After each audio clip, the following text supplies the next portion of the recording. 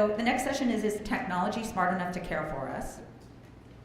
And I was very, very lucky. There's a change in the program. Eric Taub ended up in the hospital. He's fine, but we had a pinch hitter, and that is Lori Orlov. Lori Orlov has been writing about technology for aging in place, for the seniors, for boomers, for, God, how long now?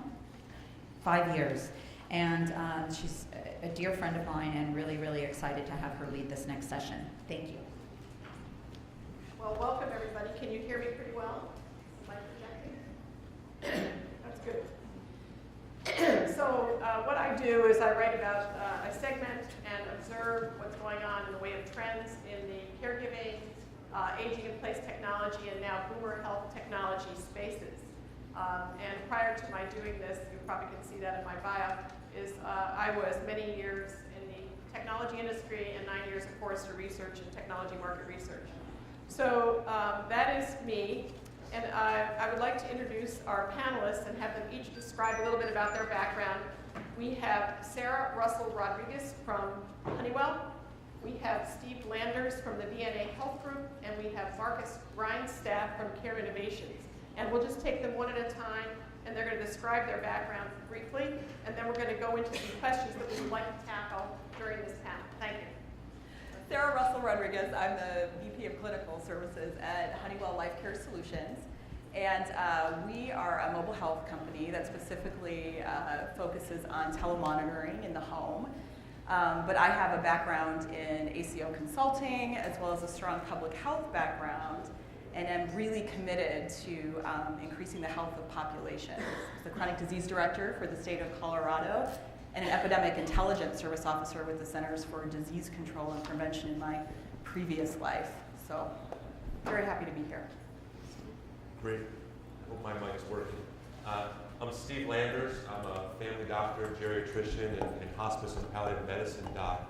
I've done thousands of patient home visits and fell in love with home care. So now I'm honored to serve as the president and CEO of the Visiting Nurse Association Health Group, a group of nonprofit home care, hospice, community public health, care coordination services in New Jersey.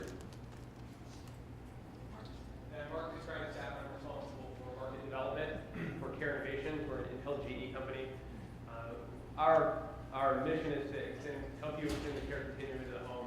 And we really start by guiding that process, whether it's staffing, financial analysis, technology needs, program design, clinical consulting, what have you.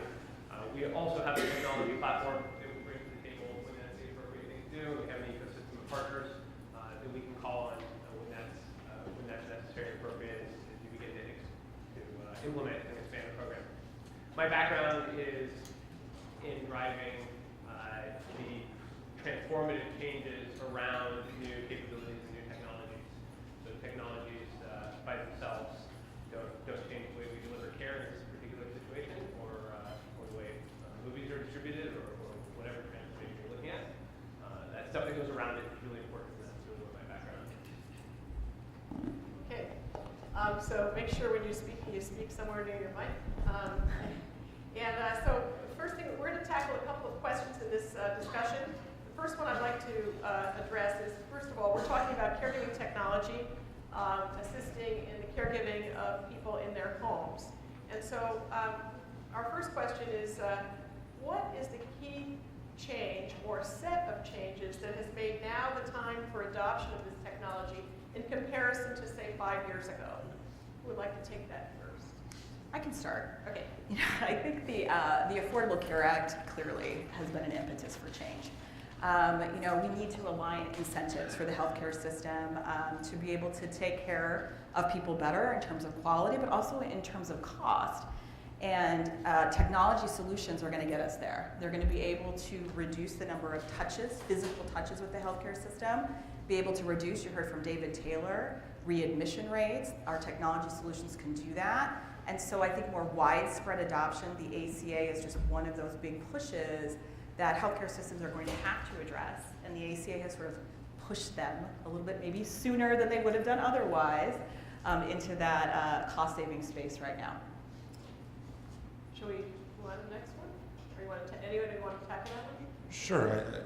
I can't agree more. I think the health reform is certainly driving a lot of changes. Readmission reduction program, experimentation with post-acute and other types of bundle payment initiatives, value-based purchasing models, things going on in the commercial insurance markets, and Medicaid reform in various states as well are driving those changes. I think also, as organizations operationally, not just the people that are purchasing from us, but ourselves, we have to, get better at, delivering good care at a lower cost. So we're looking at, logistics about our relationship with patients and families. How can we have more touch points to maintain that relationship even from a business development standpoint? So I think that there's, a variety of things going on. Certainly, what's happening with in the consumer world is impacting health, as everybody is on mobile devices and using apps and video conferencing for their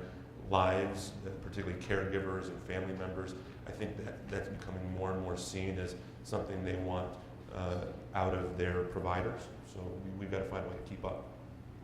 Yeah, I think that the key thing in 2015 is the intersection of you mentioned, the accountability of provider systems, whether it's the ACA itself, whether it's commercial risk contracts, whether it's bundled payments for post-acute providers.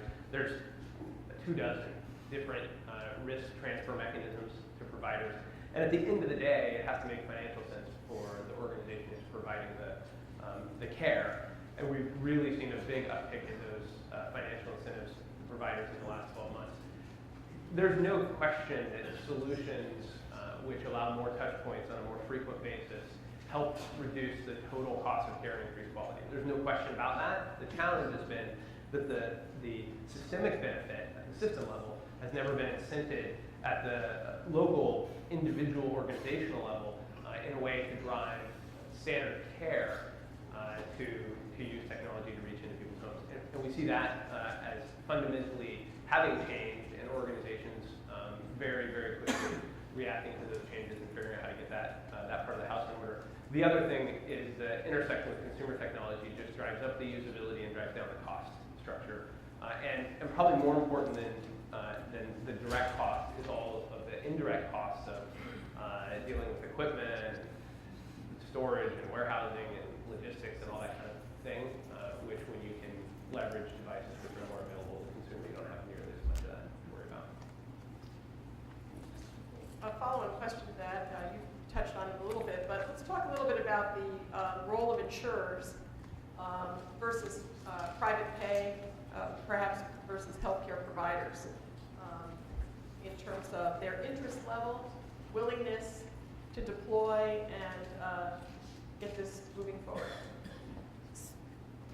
So we've definitely seen quite a bit of interest level within the payer population, because the incentives are aligned within the payer population to be able to say, the insurance companies, they are really interested in reducing the cost of care, but also maintaining high quality of care. And so, I do believe in terms of the payer population that they are moving more towards these technology solutions in concert with the healthcare systems, particularly when they're in risk-based contracts, like we're talking about, bundled payments, accountable care organizations, not just Medicare, but people are moving into this space in the commercial environment as well.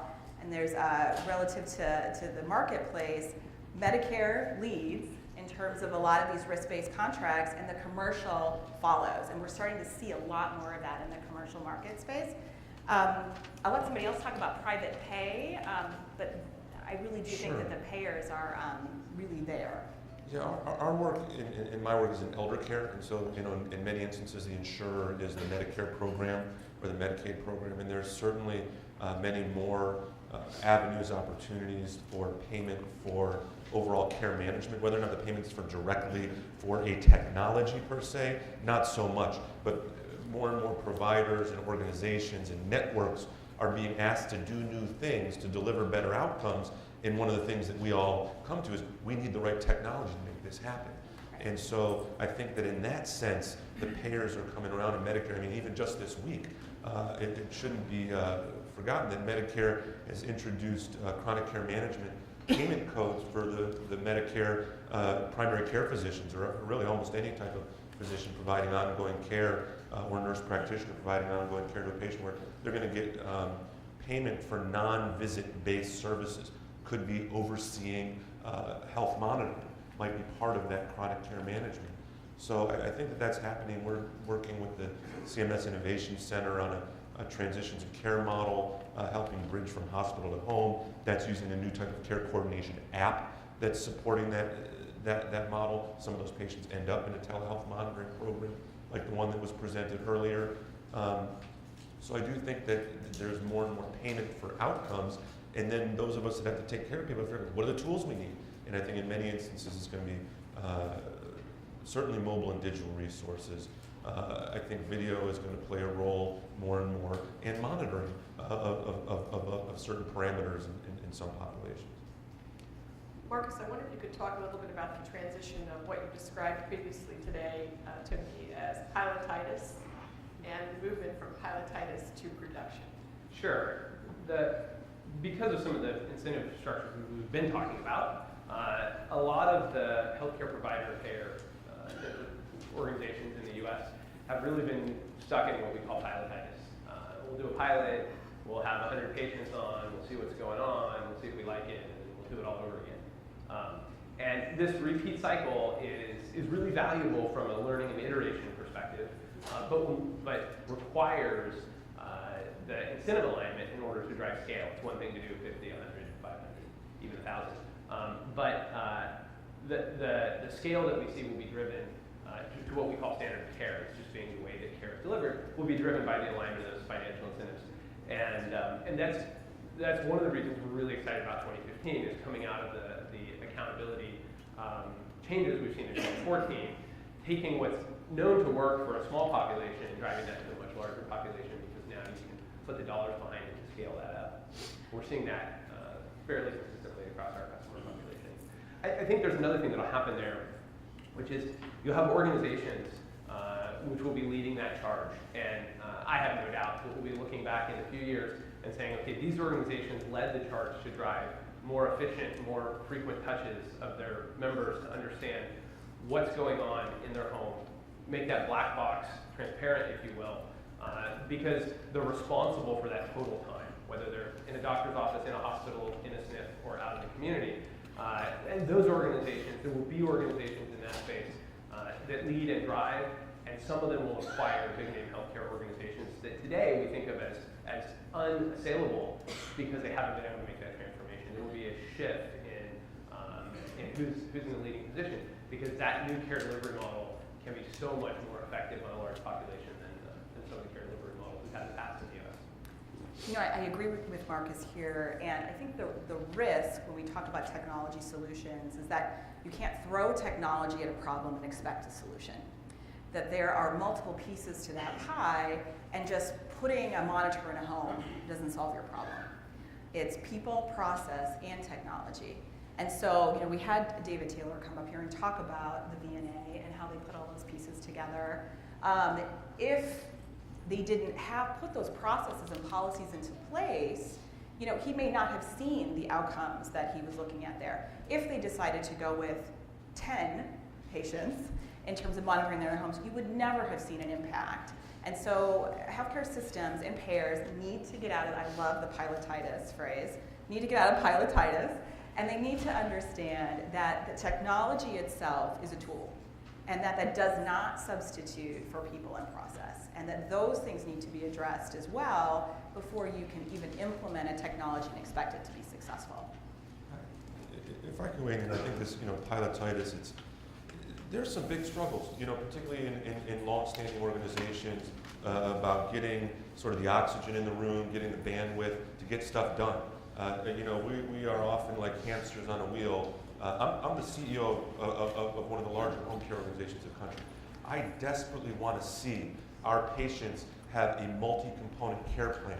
When you come home and you're getting home rehabilitation after a surgery, or you need ongoing long-term care in the home, I want that care plan to be robust, where the caregivers have multi-channel interaction with the provider and the organization, where they have touch points with us as part of their care through different types of monitoring specific to their condition, specific to their particular situation. where they have access to video consults, multi-channel resources. And I want that to happen. And I'm the CEO of the organization. And I can't tell you how hard it is to create the juice, the fuel, the talent in the room to move that ahead. I've been focusing a lot on philanthropy, quite frankly, because we're a nonprofit organization. We've turned our message to the donor community, what had for 100 years been help us help those in need, to help us figure out the next best way to help people in need. Because we need to find solutions. And so we're making progress. We're trying to muster the resources to move things from pilot to scale. One of the big things in healthcare where you're caring for sick people and it's not a consumer model are our enterprise technologies that we rely on to run our businesses. They're the things that keep us compliant with the law. They keep our employees productive. They keep the money coming in. And the trouble is that if something's a one-off from that enterprise model, it challenges us to be able to integrate it into our workflows. So that's one of the major issues of turning something from a side pilot to usual home care. We had also talked about the fact that in a lot of organizations, it doesn't seem to be anybody's job to be the change manager for deploying technology and changing the workflow in order, and that job, which is a standard job in manufacturing and services corporations, is not really in existence. So that is a transformation that maybe needs to happen before we move too much forward. The other question I thought we'd discuss a little bit before we turn this over to the audience is there's a little bit of a mythology that says consumers or end users may be reluctant to be monitored. There is a fear about privacy of information, and this idea that I really don't want anyone watching out for me has in some ways been a barrier, I guess I would say. Anybody have any thoughts about that? Yeah, it's not true. I mean, we've got devices in patients' homes all over the world. We're monitoring them on a daily basis. They love it. Frankly, the hardest thing that we have to do is sometimes take them away. There may be a little bit of reluctance if it's not explained clearly in the right way. But that gets back to the processes and the people, and it's not about the technology widget. It's about how do you engage the patient and how do you explain to them what it is that you're going to be doing and how do you explain to them the benefit and so on and so forth. And we have a team of recruiters that do that because they're really good at that. I can tell you I would never be on that team ever. But they're fantastic at it. And so certainly if you put the right procedures and processes in place and the right people, you can work through that very easily. And once the systems are in place and people feel like they're protected and they're being engaged by their healthcare provider, there's no longer any sort of doubt as to whether or not they like this. They are emotionally attached to their remote care solutions. I would definitely agree. I mean, and as long as the technology works, as long as it's easy and it's simple, and to be honest, that they know it's coming from their healthcare provider, that's somebody that they trust, that can put that in their home. We don't see necessarily an adoption issue. Again, we see the same thing, which are people are very concerned about having it taken away. And as long as the technology is simple and easy to use, and people know what it's for, I think adoption isn't an issue. But I think this comes back to something we talked about. We have to talk about it at length here. Is we as an industry, and I'll put it on the whole industry, we as an industry owe our customers, the payers and providers in the U.S., the methods and processes and best practices to make all that happen. Because if you're a provider and you've never done it before, and you got a new widget, and you go out and try to enroll members, you might have a problem with that. But we've got decades of experience across our team of knowing how to do that. And so we really, really owe that to our customer base, and that's kind of when I started out. That's where we start now, is staffing and change management and organizational direction and culture change and all those things, way before you get to which blinking lights on which box are the right one for you to use in your practice. And recruiting is a perfect example of that. We can do it. I'm sure anyone knows how to do it. But if you've never done it before, it's a little bit daunting. Lori, I think I would agree that in the chronic illness space, I haven't seen a lot of resistance to people being monitored. Occasionally people have questions about it. I think when you move into, away from monitoring people's blood sugars and their heart rates, and they know they have a metabolic or a heart problem, and you move into more what I would call the long-term care at home and the social monitoring at home, things like fall sensors, or are they in bed or out of bed, or dealing with people maybe who are having some degree of cognitive impairment. I do think that there are some privacy issues and this sort of, apologize for my geriatrician, but autonomy beneficence issues in terms of the role of technology that are going to have to be worked out.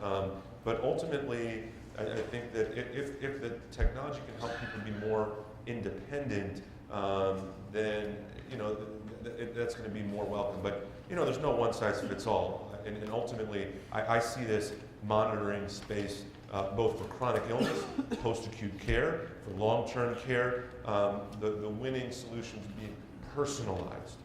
That there's not everybody gets this is what you get for monitoring. Some people may have occasional telephone check-in. Some people may have monitoring of this device. Some maybe the others. There's got to be individualization. It grows with them across the continuum of care. So before we turn it over to the audience for questions, unless anybody would like to jump in at this point, I mean, I'm open to jumping if we can find a microphone. Does anybody, we've been talking a little bit about cost savings, we've talked about quality of care improvement, we've talked about reducing hospitalization, we've talked about greater willingness of healthcare organizations to actually deploy technologies. It all sounds like goodness itself. Does anybody have a question? We got somebody in the front row. Testing. Yes, to your point, Mr. Landers, you would just acknowledge that chronic disease is the low-hanging fruit, and that the challenge is in preventative health and post-care and long-term care. Where does the caregiver fall into the decision-making process on adopting technology as a solution? Yeah, I mean, I think that the caregiver is everything. In my experience, when you're talking about people that are struggling to be independent in the community, as a visiting doctor, for example, I'd often get called in to take care of somebody. Well, if somebody was sick enough to need somebody to come out to their home to provide them medical care, they certainly were unlikely to be successful in the community without a caregiver. Right? The medical care is the icing on the cake. That caregiver, in terms of whatever they're doing with the basics of life, companionship, coordinating, whatever, they're the sort of the hidden angel in this situation. And I think that the technologies that I'm particularly interested in for caregivers are more on the range of sort of mobile digital communication apps. Why is it that the people that have this sort of frazzled life taking care of our home care patients, why is it they have to call this Soviet phone tree to get help? Why don't they have multi-channel access? Why do I have an easier time dealing with United Airlines than our caregivers do dealing with my organization sometimes?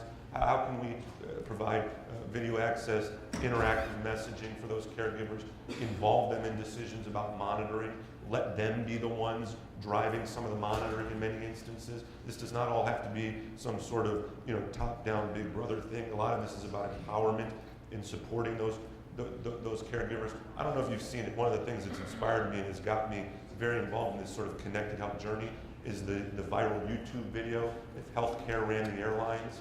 And it's a great parody on how we torture patients and caregivers in particular. So I'm with you on that. The airlines are your standard? Well, it's you know what? Maybe go a little higher. I agree. I say that to myself all the time.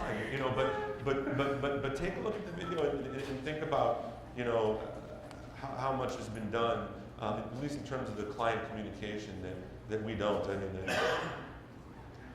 I'm going to save that phrase as the second phrase from today, the Soviet phone tree.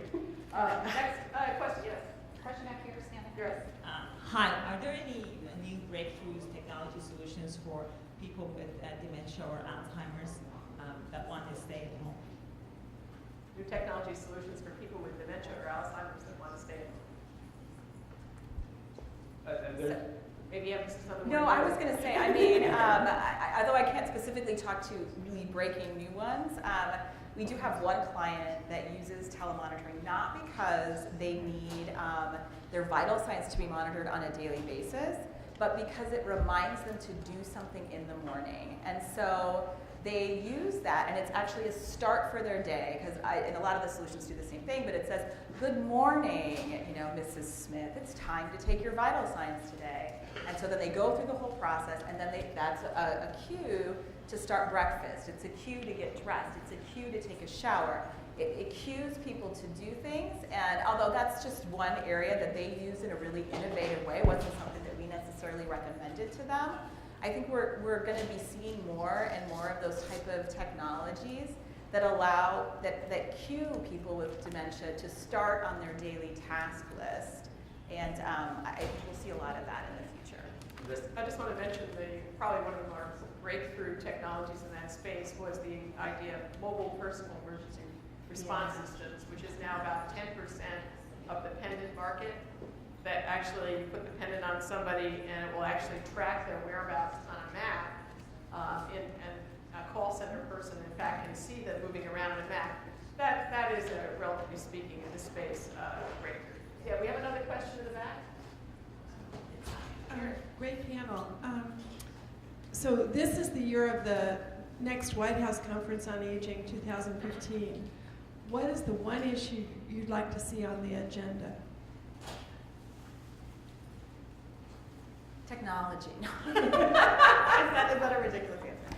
No, I mean, I do. I think that they've talked a lot about reimbursement, although sometimes for me, I feel like that's sort of a red herring in the room, because just because you get this small amount of reimbursement for doing something like telehealth misses the bigger picture, which is the tiny amount that a clinician's going to get, small, which is not nothing, you know, that's going to get for using telehealth services is just pales into comparison of preventing an admission in terms of the total cost of care. And so, you know, even without the reimbursement piece of things, I think for adoption we need to work on that, reimbursement and good reimbursement that really makes sense for telehealth solutions, not just sort of a blanket reimbursement with multiple areas.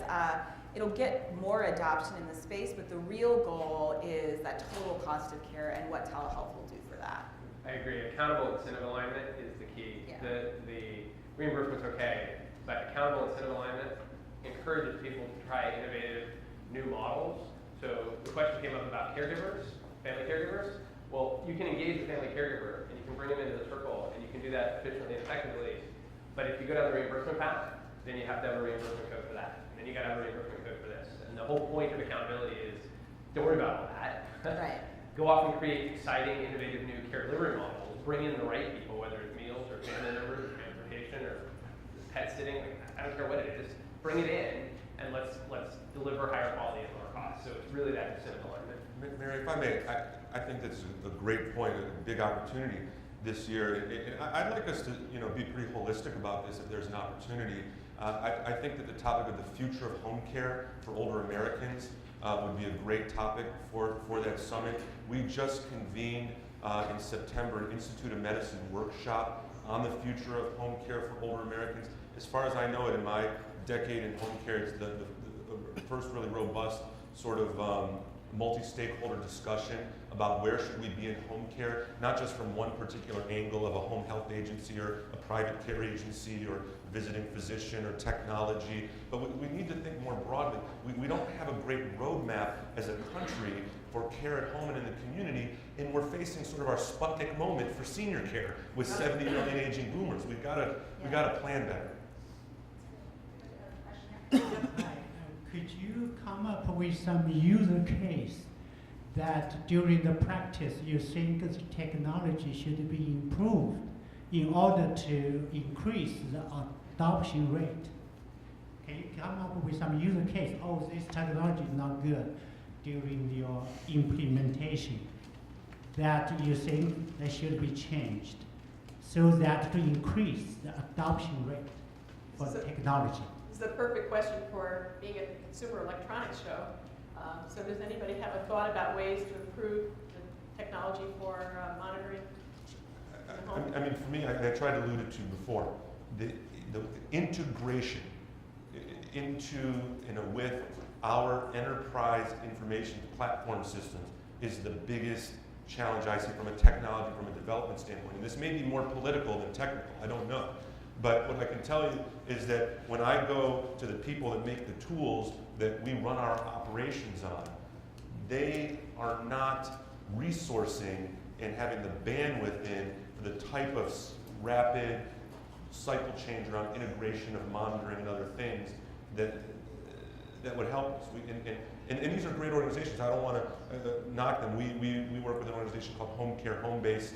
I think it was just invested in by Hearst Health. And right now they're dealing with every year, a slew of regulatory changes in home care. They have to make sure they make all the upgrades and updates so that we obey the law and we get paid first before they figure out how do we include monitoring in the same way in a care plan that we include physical therapy visits. I mean, this isn't intransigence necessarily, but this is this integration, at least for caring for sick people. The consumer market's, I think, different, and I don't know it, but in terms of caring for older people with functional issues, encountering the health system, integration. Somehow we've got to get more integrated. So I would say one of the areas that I think I see out there often in the technology field, and I'm in it, is we are enamored with data for data. And we just inundate the providers or inundate the consumers with information. And it's not necessarily information that they can use and that it's at the right time and the right place. And so I think when we think about technology solution, it's going to be great that we're going to have a toothbrush one day that can check our blood sugars and we'll be able to predict that we're going to have a heart attack within whatever period of time in terms of what's in our mouth. But if that information doesn't get to either the consumer or the provider in a way that's useful and topical, we failed. And so I worry about the inundation of big data and how it's really going to be impacting health and what people need to do today to impact their health. The one thing I forgot about this, the customer relationship management aspect of this, the CRM aspect of this, is really crucial in this sort of fragmented world. So as an organization, we're doing telephonic call programs with Wrigley Dolphin Relate Care. We have a telehealth monitoring program. We have other types of care coordination models, home health with the ACOs, home health and hospice. But right now, there's not a clear enterprise CRM model that we could use in lieu of our platform technology providing that type of integration. So I think both of those levels are opportunities, both the integration or CRM models that allow organizations like ours to do multifaceted programming. I think the key underpinning is really around flexibility. Every situation is different. Each provider is different. Your DNA is different. You have a different set of enterprise tools than Cleveland Clinic is, right? And each patient or each member is different as well. One member's got their house all wired up, and the next member lives 40 miles from the nearest freeway, right? And so that flexibility in the technology, and then being able to adapt and customize it to the specific environment. You mentioned earlier that healthcare is zip code to zip code. So you got to have a solution which can be implemented in that zip code based on the rest of the infrastructure which exists in that zip code, whether it's your EHR billing system you've got, or who your partners are, and whether they're using Epic or not, right? So that allows the customization, the many sizes for the different environments that we end up making, and we see that all the time. So from pilotitis to the Soviet phone tree to our Sputnik moment, I would like to come to a little bit of a closure of this session by providing each of you with an opportunity to say what are your reasons for optimism about the adoption in this market and the transformation of caregiving and the use of remote technologies in caregiving. Why are you optimistic? We'll have each of you offer your thoughts, and then we will, at that point, I think, have to wrap the session up, but we still have time. We'll take another question. So I'm optimistic because I do think people are ready now. You know, we've seen the research out there. 9 out of 10 people want to use technology to manage their health. They do, and it's across all age groups. And so, you know, we just need to make it useful for them. We need to make it easy. And, you know, if I look at some of our clients where we have a 90-year-old that can pick up something and use it immediately and like it, then we've known we've done something that's okay. I still have to work on my mother. She does not like what we have. But you know what I mean? Like, we still need to be able to make it useful for people. But that's why I'm optimistic, because I think people are really ready to use it as long as it makes sense to them. In my office, there's a picture of our organization's founder, a woman named Geraldine Thompson, who was a lifelong friend of Eleanor Roosevelt. And there's a picture of her and Eleanor Roosevelt at one of the initial buildings for our organization with Ms. Roosevelt's quote, "The future belongs to those who believe in the beauty of their dreams." And I think every day about how they didn't know from even hospice care or new types of care coordination or WIC programs or federally qualified health centers, yet they were able, by caring about helping people in need, they were able to inspire this now 100-year-old organization to grow and improve services for the community. And I'm seeing now, both in our employees and the nurses, in our board and local philanthropists, in other organizations, there's a desire to get better and to try and find ways to improve. We have to. There's too many people suffering. There's too much unnecessary spending, particularly in elder care that I'm involved in. So I see a lot of people that care about getting things better, and that's what makes me optimistic. Yeah, I think the corollary to that is that the financial incentives are lined up to make that viable. There's not a hospital system or payer system in this country that we can't engage with at this point and get the right kind of conversation going to lead them down this path. I mean, literally every day we're driving new engagements in that space, and it's everybody has wanted to deliver care in a more holistic fashion, and now they've got the ability to do that based on how they get paid. There's more of that coming. We want more and more of it, as we talked about in the Council on Aging, but there's enough there to drive that transformation from pilotitis to standard care. And we're seeing it. We're seeing hospital systems saying to their partners, I'm not going to refer to the skilled nursing facility anymore because they're not caring for people after they leave the skilled nursing facility, and I've got a readmit problem. Or I'm not going to keep this home health agency on my referral list because they're not doing what I need to have them do. So they're really, really driving that accountability through their partners, both from the payer and provider system, and that wakes people up, frankly, at the end of the day, and they got to figure out how to fix it. And those that fix it will lead, and they'll probably end up buying the ones who don't. A couple more questions. Sure, Ms. Jenkins. So my question is about wearable technology, and so how do you see the adoption of wearable technology in the long-term healthcare system, and have you seen any such devices being used? Have you gotten any patient feedback on the form factor for one, but also the comfort level with the amount of data that's being collected and the privacy? Yeah, we have a wearable, you mentioned mobile purse. We have a wearable mobile purse. Ours is actually a wristband.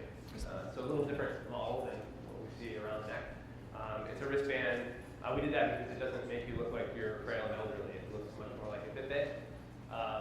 And that gives us activity, it gives us location, it gives us some safety monitoring. The future of that is obviously connecting to some of the more biometric monitoring wristbands.